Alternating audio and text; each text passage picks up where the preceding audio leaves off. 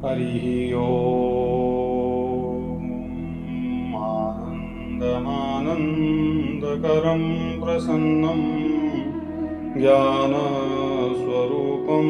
निजबोधरूपं योगीन्द्रमीशं बहुरोगिवैद्यं श्रीमद्गुरुं नित्यमहं नमामि।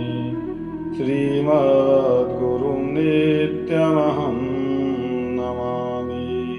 ॐ श्री गणेशाय नमः। उमामहेश्वराभ्यां नमः। सर्वेभ्यो देवेभ्यो नमो नमः। श्री पुराण, जिसका पुराणों की गणना में विशेष स्थान है और पुराणों की परिगणना में वेद तुल्य पवित्र और सभी लक्षणों से युक्त ये पुराण चौथा पुराण है। शिव के उपासक इस पुराण को शैव भागवत भी कहते हैं। और जैसा कि हमें महात्म्य से ज्ञात होता है कि ये भगवान का ही वांगमय शरीर है, भगवान शंकर की ही विभूति है, उन्हीं का एक विग्रह है। और इस ग्रंथ के आदि मध्य तथा अंत में सब जगह है भूत भावन भगवान श्री सदाशिव का ही प्रतिपादन किया गया है। वेद वेदांत में विलसित जो परम तत्व परमात्मा है, उसी का इस पुराण में शिव नाम से गान किया गया है। तो स्कंद पुराण में जो शिव पुराण का स्वरूप और महात्म्य बताया गया है, उसी के अनुसार हम आरंभ करते हैं। भगवान हमारी वाणी को पवित्र करे। जैसा कि आप जानते हैं कि जब भी ऋषि मुनि लोग इकट्ठे होते हैं तो वो कल्याण की भावना से कुछ चर्चा करते हैं। तो यहां भी ऋषि मुनि हैं और श्री शौनक जी प्रश्न करने वाले हैं और सूत जी उनका उत्तर देते हैं। तो श्री शौनक जी पहले ही कहते हैं सूत जी से कि हे सूत महाप्राज्ञ सर्व सिद्धांतविद प्रभो आख्यायी में कथा सारम पुराणा नाम विशेषतः। हे महाज्ञानी सूत जी, संपूर्ण सिद्धांतों के ज्ञाता आप हैं, तो प्रभु मुझसे पुराणों की कथाओं के सार तत्व का विशेष रूप से वर्णन कीजिए। कि वैसे तो बहुत पुराण हैं, कथाएं भी बहुत हैं, लेकिन हम उसका केवल सार तत्व सुनने की इच्छा रखते हैं। और सदाचार, भगवान की भक्ति और विवेक की वृद्धि कैसे होती है, ज्ञान की वृद्धि कैसे होती है, तथा साधु पुरुष जो सज्जन लोग हैं वो किस प्रकार अपने काम क्रोध आदि मानसिक विकारों का निवारण करते हैं। इस घोर कलयुग में जीव प्रायः आसुर स्वभाव के हो गए हैं, तो उस जीव समुदाय को शुद्ध दैवी संपत्ति से युक्त बनाने के लिए सर्वश्रेष्ठ सबसे उत्तम उपाय क्या है? तो आप इस समय मुझे ऐसा कोई शाश्वत साधन बताइए जो कल्याणकारी वस्तुओं में भी सबसे उत्कृष्ट एवं परम मंगलकारी हो, तथा पवित्र करने वाले जितने भी उपाय हैं उन सभी उपायों में सर्वोत्तम सबसे श्रेष्ठ पवित्र कारक उपाय हो। तो तात वह साधन ऐसा हो जिसके अनुष्ठान से शीघ्र ही अंतःकरण की विशेष शुद्धि हो जाए तथा उससे निर्मल चित्त वाले पुरुषों को सदा के लिए शिव की प्राप्ति हो जाए। तो सूत जी कहते हैं कि मुनि श्रेष्ठ सोनक, आप धन्य हैं, आपके हृदय में पुराण कथा सुनने के प्रति विशेष प्रेम है, लालसा है। तो इसलिए मैं शुद्ध बुद्धि से विचार करके उत्तम शास्त्र का वर्णन करता हूं। कि सर्व सिद्धांत निष्पन्नम भक्त्याधिक विवर्धनम शिवतोष करम दिव्यम वत्स रसायन। हे वत्स, संपूर्ण शास्त्र के सिद्धांतों से संपन्न, भक्ति आदि को बढ़ाने वाले और सबसे बड़ी बात भगवान शिव को संतुष्ट करने वाले, शिव तोष कर्म दिव्यम, और कानों के लिए जो रसायन स्वरूप है, दिव्य है, इस पुराण का श्रवण कीजिए।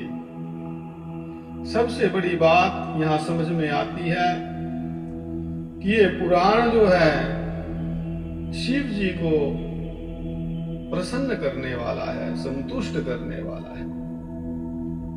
यह उत्तम शिव पुराण काल रूपी सर्प से प्राप्त होने वाले महान त्रास का विनाश करने वाला है। हे मुने, पूर्व काल में शिव जी ने इसे कहा था और गुरुदेव व्यास जी ने संत कुमार मुनि का उपदेश पाकर के कलयुग के प्राणियों के कल्याण के लिए बड़े आदर से संक्षेप में इस पुराण का प्रतिपादन किया है। तो विशेष रूप से कलयुग के प्राणियों की चित्त शुद्धि के लिए इसी पुराण के अतिरिक्त और कोई साधन नहीं है। हे मुने, जन्मांतरे भवेत् पुण्यम महद्यस्य सुधीमतः तस्य प्रीतिर भवेत् तत्र महाभाग्यवतो मुने। कि जिस बुद्धिमान मनुष्य के पूर्व जन्म के बड़े पुण्य होते हैं, उसी महाभाग्यशाली व्यक्ति की इस पुराण में प्रीति होती है। और अन्य साधारण कोई इस पुराण को सुन नहीं सकता। इसको सुनने की इच्छा कब होगी? जब कोई पूर्व जन्म के बड़े पुण्य आगे आ जाते हैं, और वो लोग बड़े भाग्यशाली होते हैं। यहाँ लिखा कि जो शिव पुराण को सुनने की इच्छा रखते हैं। बताया कि ये शिव पुराण परम उत्तम शास्त्र है।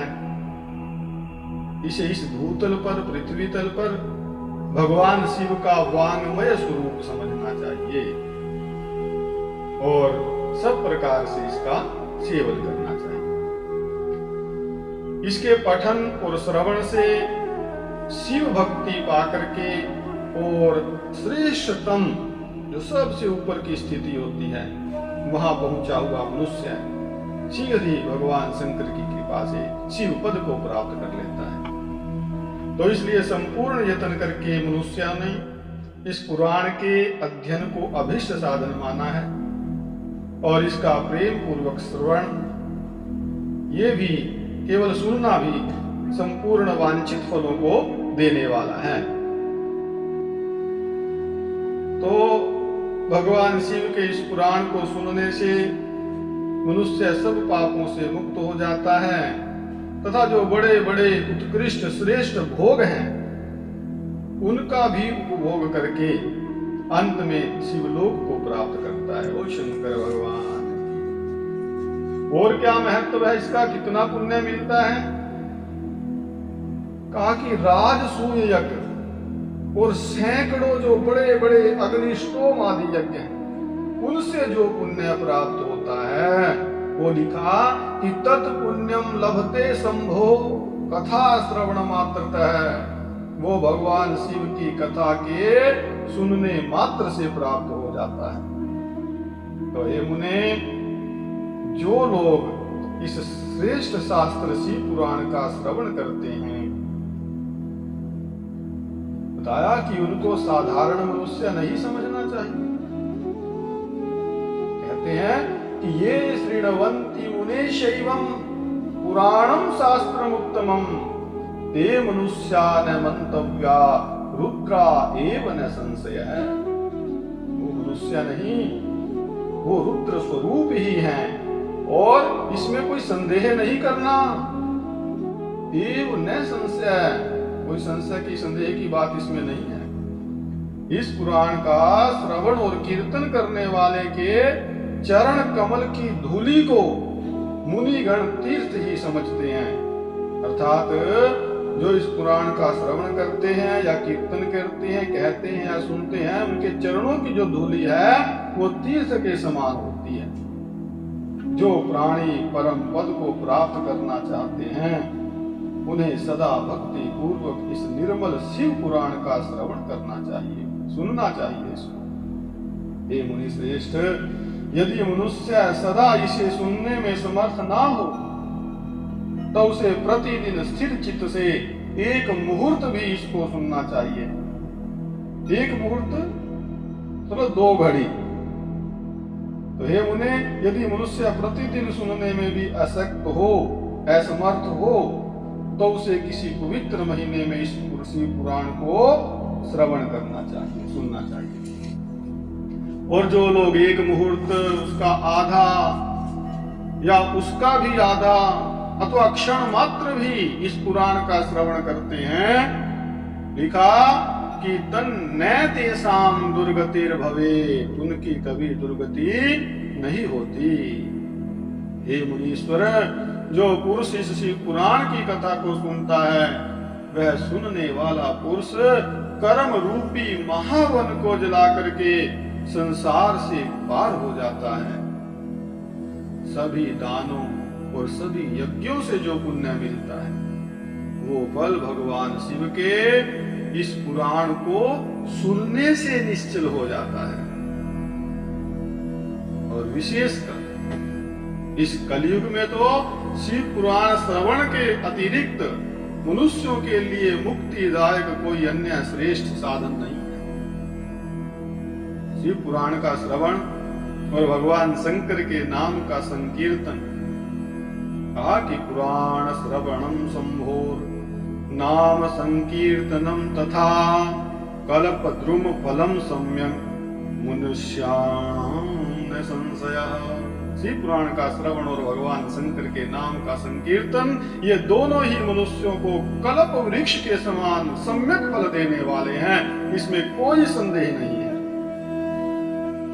जिस प्रकार कल्प वृक्ष से, उस कल्प वृक्ष के आश्रय में जाकर के मनुष्य जो चाहता है उसको मिल जाता है, वैसे ही ये शिव पुराण के का श्रवण और भगवान का नाम है। तो कलयुग में धर्माचरण से शून्य चित्त वाले जो दुर्बुद्धि मनुष्य हैं, उनके उद्धार के लिए भगवान शिव ने अमृत स्वरूप शिव पुराण की उद्भावना की है। और इस पुराण को अमृत से भी श्रेष्ठ माना है। क्यों श्रेष्ठ है? क्योंकि अमृत पान करने से तो केवल वही मनुष्य अमर होता है जो अमृत का पान करता है, जो अमृत पीता है। किंतु भगवान शिव का ये कथा अमृत संपूर्ण कुल को ही अजर अमर बना देता है। इस शिव पुराण की परम पवित्र कथा का विशेष रूप से सदा ही सेवन करना चाहिए, करना ही चाहिए। लिखा है सदा सेव्या सदा सेव्या सदा सेव्या विशेषतः। इस शिव पुराण की कथा के श्रवण का फल क्या कहूं? देखिए, किम ब्रवीमि फलम तस्य शिवश्चित्तम समाश्रये। इसके श्रवण मात्र से भगवान सदा शिव उस प्राणी के हृदय में विराजमान हो जाते हैं। और शिव भक्तों की यही तो इच्छा है कि हम शिव का अपने हृदय में हम निरंतर अनुभव कर सकें।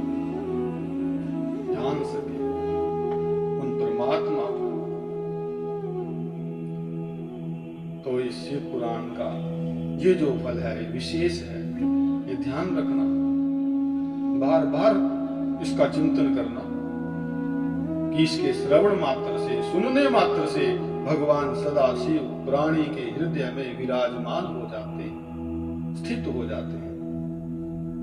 तो यह शिव पुराण नामक जो ग्रंथ है 24,000 श्लोकों से युक्त है और 7 संहिताएं इसमें हैं, 7 संहिताओं में बांटा गया है। मनुष्य को चाहिए कि वो भक्ति, ज्ञान और वैराग्य से भली भांति संपन्न होकर के बड़े आदर के साथ, श्रद्धा के साथ इसका श्रवण करे। 7 संहिताओं के नाम बताए हैं कि पहली विद्येश्वर संहिता, दूसरी रुद्र संहिता, तीसरी शतरुद्र संहिता, चौथी कोटि रुद्र संहिता और 5वीं उमा संहिता कही गई है। छठी कैलाश संहिता और 7वीं वायवीय संहिता है।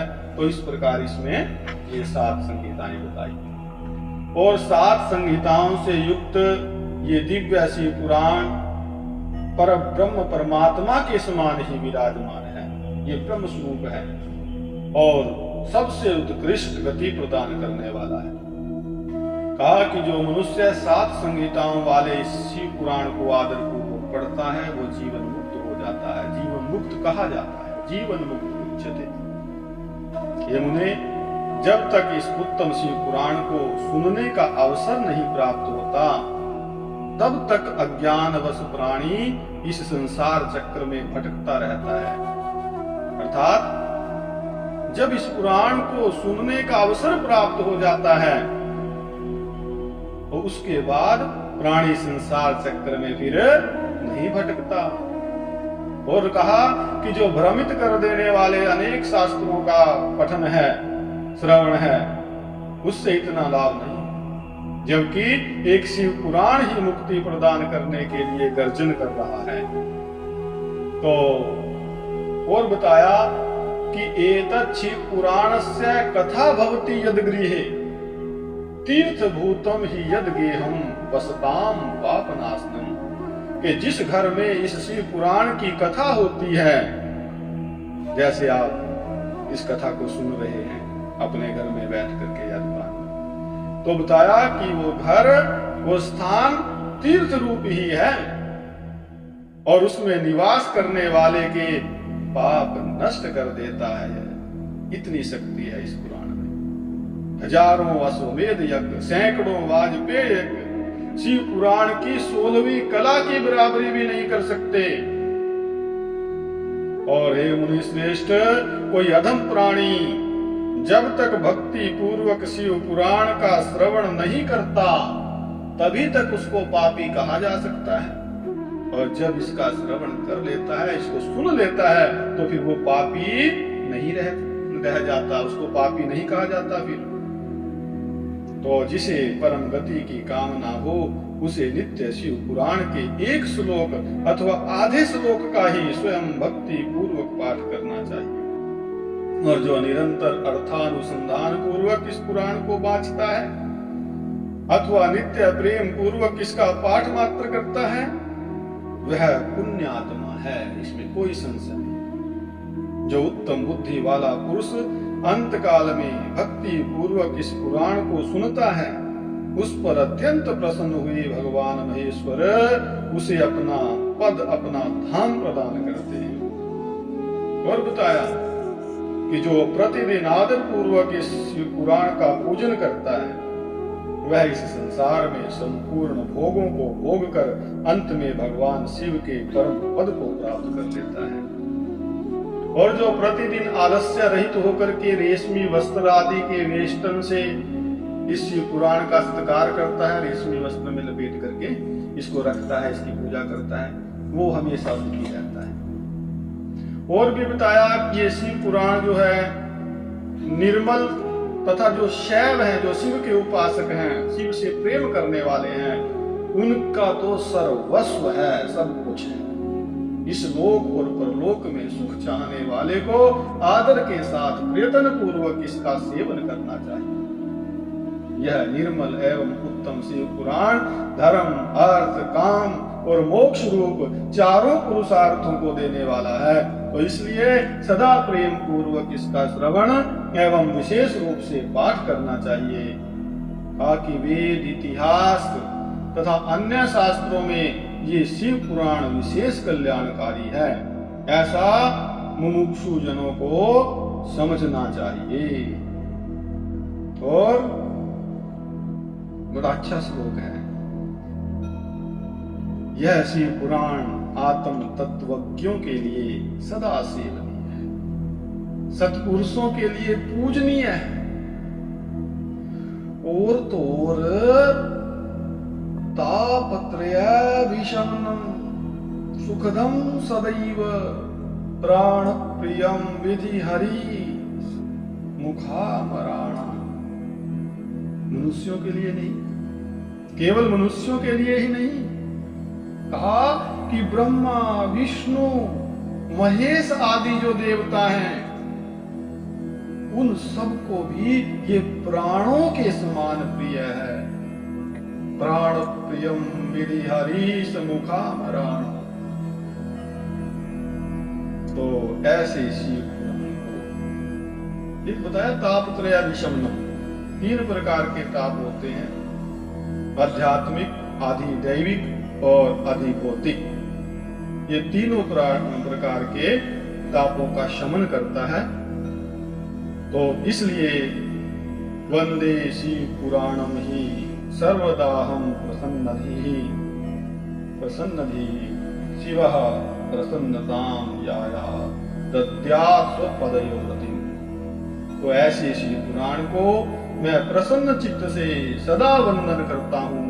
भगवान शंकर मुझ पर प्रसन्न हो और अपने चरण कमलों की भक्ति मुझे प्रदान करे, यही कामना है। और इसी भावना के साथ ये जो स्कंद पुराण में शिव पुराण का महात्म्य कहा गया है, उसका पहला अध्याय जो है विश्राम को प्राप्त होता है। इसके बाद दूसरे अध्याय में शिव पुराण के श्रवण से किस प्रकार देवराज को शिवलोक की प्राप्ति हुई, ये आगे के भाग का विषय रहेगा। आज यहीं पर विश्राम देते हैं, इसी भावना के साथ कि भगवान हम पर कृपा करें और हम इस शिव पुराण का आश्रय ले सकें, प्रसाद ग्रहण कर सकें। फिर मिलते हैं। बोल शंकर भगवान की जय। ओम सर्वे भवन्तु सुखिनः, सर्वे सन्तु निरामयाः, सर्वे भद्राणि पश्यन्तु, मा कश्चित् दुःखभाग् भवेत्। हरि ओम्।